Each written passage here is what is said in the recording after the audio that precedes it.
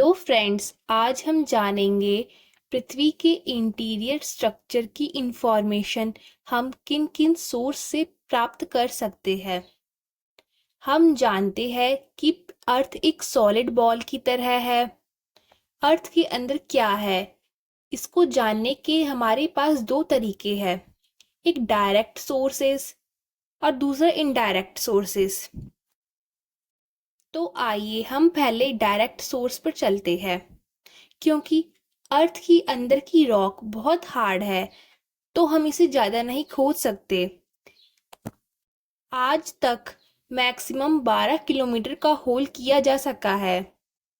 फिर भी कुछ सोर्सेस जैसे volcanic eruption, deep oceanic project और माइंस से इनका पता चला सकते हैं।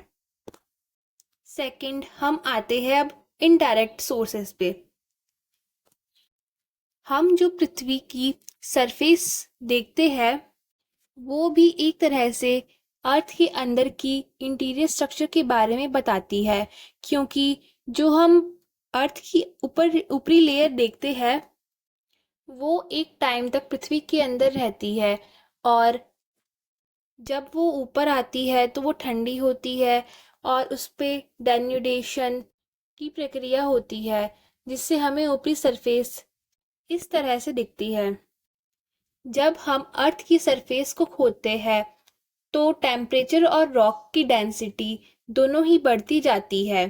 तो इससे पता चलता है कि अर्थ के अंदर की का टेम्परेचर हाई है और डेंसिटी भी काफ़ी ज़्यादा है। नेक्स्ट इनडायरेक्ट सोर्स है मीटियोर। जब भी मीटियोर हमारी अर्थ से टकराता है तो साइंटिस्ट उसकी स्टडी से अर्थ की सरफेस फॉर्मेशन के बारे में पता करते हैं। मेन इनडायरेक्ट सोर्स है ग्रेविटेशनल फोर्स, मैग्नेटिक फील्ड और सिस्मिक वेव्स। तो चलिए पहले ग्रेविटेशनल फोर्स पर चलते हैं। हम जानते हैं कि जो ग्रेविटी होती है वो अपनी ओर मास को अट्रैक्ट करती है। तो इसीलिए जहाँ पर ग्रेविटी ज़्यादा होगी, जैसे पोल्स पर, तो वहाँ पर मास भी ज़्यादा होगा।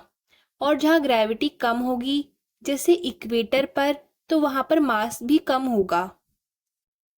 ऐसे ही डिफरेंट डिफरेंट गहराई पर रॉक्स की मैग्नेटिक लाइन को रीड कर हम पता कर सकते हैं कि वहाँ कितने मैग्नेटिक मटेरियल उपस्थित है। नेक्स्ट है सिस्मिक वेव्स। इन सब में सिस्मिक वेव्स सबसे इम्पॉर्टेंट है। जब भी अर्थक्वेक आता है तो उसके साथ सिस्मिक वेव्स भी आती है। सिस्मिक वेव्स दो तरह की होती है, पी वेव्स, प्राइमरी वेव्स, और एस वेव्स जिसे सेकेंडरी वेव्स कहते हैं। इन दोनों वेव्स की स्टडी कर हम अर्थ के अंदर की स्ट्रक्चर क्या है इसके बारे में पता कर सकते हैं। एस वेव्स ओनली सॉलिड में से ट्रैवल करती है, जबकि जो पी वेव होती है वो सॉलिड और लिक्विड दोनों में से ट्रैवल कर सकती है। इस तरह हम इनडायरेक्ट और डायरेक्ट सोर्सों का यूज़ कर अर्थ की इंटीरियर स्ट्रक्चर क्या है इसके बारे में पता कर सकते हैं। Thank you for watching this video.